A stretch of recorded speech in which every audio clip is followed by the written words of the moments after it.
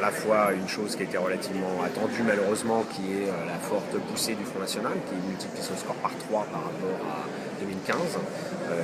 En revanche, pour la droite de M. Retailleau, ce n'est manifestement pas les espoirs qu'il avait de progression. Dans un contexte, on le sait, difficile pour la gauche au niveau national, on pouvait s'attendre à une forte progression de la droite. Elle fait à peu de choses près le même résultat qu'en 2004 ou en 2010, dans des configurations beaucoup plus défavorables à la droite.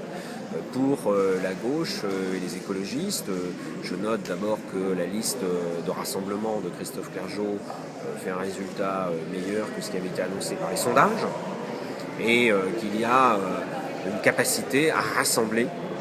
Et à ce moment-là, si on regarde le total des voix de gauche et écologiste, il est supérieur au total des voix qui se sont portées sur les listes de droite.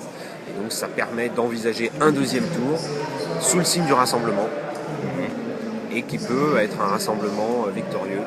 Ça va être très serré, c'est très ouvert aussi, c'est très incertain. Et c'est ce que nous disions d'ailleurs avant le premier tour.